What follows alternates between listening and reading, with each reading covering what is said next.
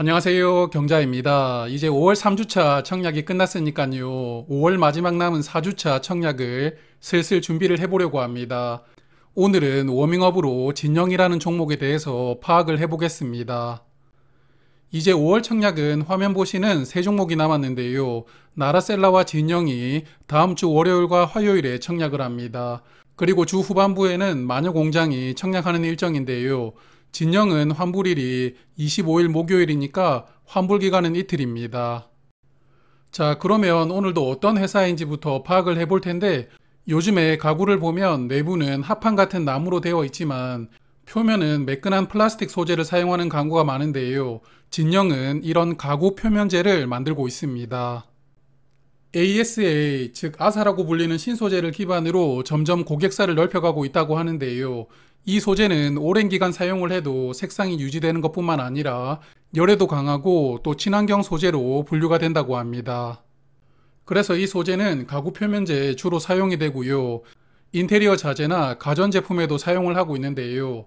고객사를 보면 가구 표면재는 주로 한샘에 공급이 되고 있고 인테리어는 한솔 홈데코 그리고 LG전자 가전제품에서 진영의 제품이 사용되고 있습니다.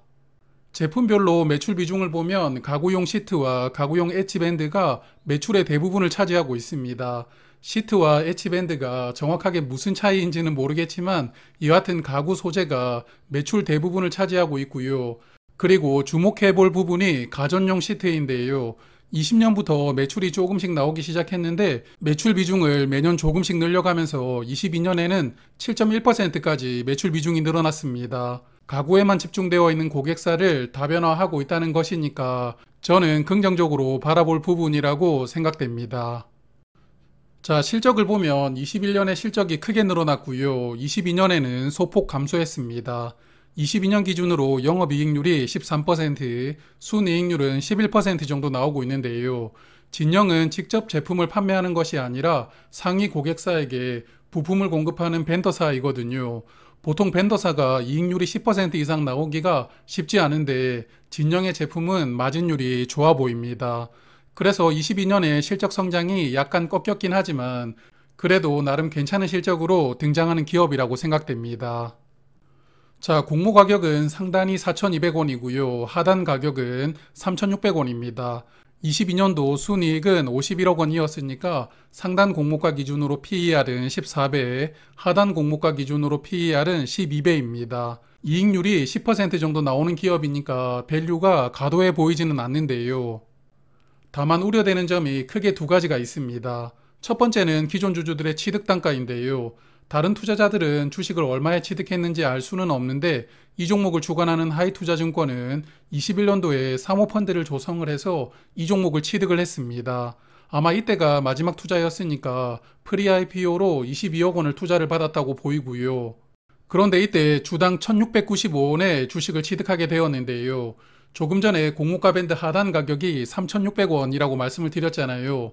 그래서 이 종목은 공모가가 하단으로 잡혀도 이때 취득했던 주주들은 공모가 대비 거의 50% 낮은 가격으로 주식을 취득을 한 것입니다. 투자한 지가 아직 2년이 되지 않았고 기존 주주들의 취득 가격과 공모가 밴드 자체가 크게 벌어져 있다는 것이 우려되는 부분인데요. 물론 이 물량들은 보호의 수가 걸려있기 때문에 상장일에 바로 나오지는 않습니다. 그래서 상장일 수급에 영향을 주지는 않지만 그래도 조금은 애매하게 보입니다. 자, 두 번째는 전방 산업에 대한 부분인데요. 진영은 국내 매출이 58% 정도 됩니다. 이 중에서 가장 큰 고객사는 한샘인데요. 전체 매출의 20% 정도가 한샘에서 나오고 있습니다. 화면은 한샘의 1분기 손익인데요. 매출이 전년 동기 대비 줄어들었고 이익은 아예 적자로 전환을 하였습니다. 보통 이사를 가면서 가구를 바꾸는 분들이 많은데 요즘에 이사 가는 분들이 많이 줄어들었죠. 그러다 보니까 가구 회사들의 실적도 굉장히 부진합니다. 그래서 이런 가구 산업이 침체에 들어갔기 때문에 진영의 올해 실적도 전년보다는 부진할 가능성이 있다고 보고요. 그리고 전체 매출의 28% 정도가 중국에 수출되고 있습니다. 아시다시피 최근에 중국과 관계가 매끄럽지는 않은데요. 물론 회사는 인도라든지 다른 나라 쪽으로 수출을 확대하는 것을 추진하고 있고 그 결과 22년에는 21년 대비 중국 의존도가 많이 낮아졌습니다. 그래도 중국 쪽 매출 비중이 높다는 것은 약간의 리스크라고 생각이 됩니다. 그래서 진영은 올해 실적이 전년보다 부진할 가능성이 높을 것으로 생각이 되는데 사실 이걸 확인할 수 있는 게 1분기 보고서이거든요.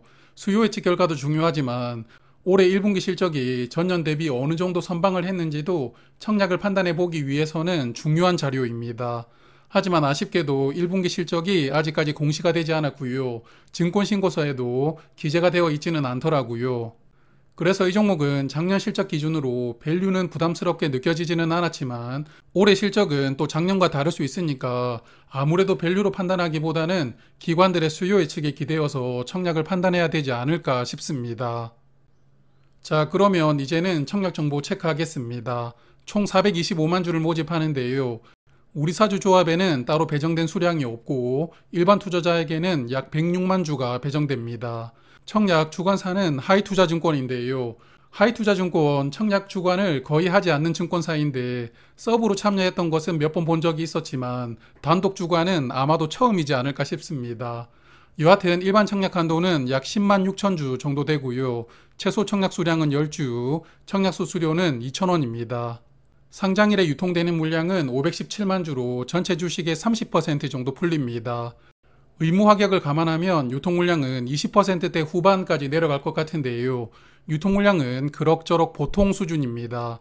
그리고 기존 주주 물량이 92만 주이기 때문에 공모 주주 물량이 기존 주주보다는 약 4배 정도 많습니다. 이 종목은 기존 주주 물량이 적기 때문에 상장일 기존 주주 물량의 영향이 크지는 않을 것 같습니다. 그래도 상장일에 매도할 수 있는 기존 주주를 보면 우리사주 조합과 기존 소액 주주로 구성이 되어 있는데요. 아마도 대부분은 개인 주주로 구성이 되어 있다고 생각이 됩니다. 그래서 이 종목도 수요 예측 결과가 좋게 나오면 이들 물량들은 상장일에 수급이 부담 없이 소화를 할 수 있겠지만요. 그렇지 않다면 흐름을 만들어줄 기존 주주는 없다고 봐야 됩니다. 그러므로 더욱더 청약을 결정하실 때 수요 예측 결과를 중요하게 참고하셔야 되는 종목이라고 생각이 됩니다. 자, 올해 가구 관련 종목으로 꿈비가 2월에 상장을 했었습니다. 꿈비 올해 유일하게 따상상, 즉 이틀 연속 상한가를 갔던 종목이었는데요.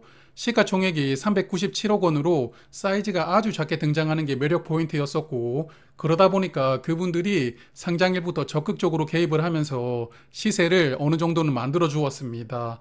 그러므로 공모주는 전방 산업이 부진할 것 같다, 실적이 좋지 않을 것 같다, 뭐 이런 밸류적인 부분도 주가에 영향을 주지만요.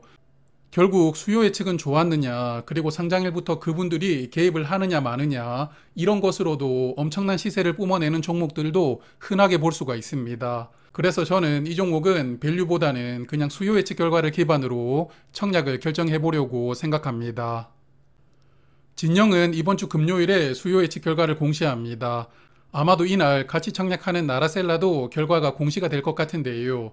두 종목 같은 날 결과가 나온다면 묶어서 간단하게 정리해 보도록 하겠습니다. 그럼 오늘은 여기에서 인사드리겠습니다. 고맙습니다.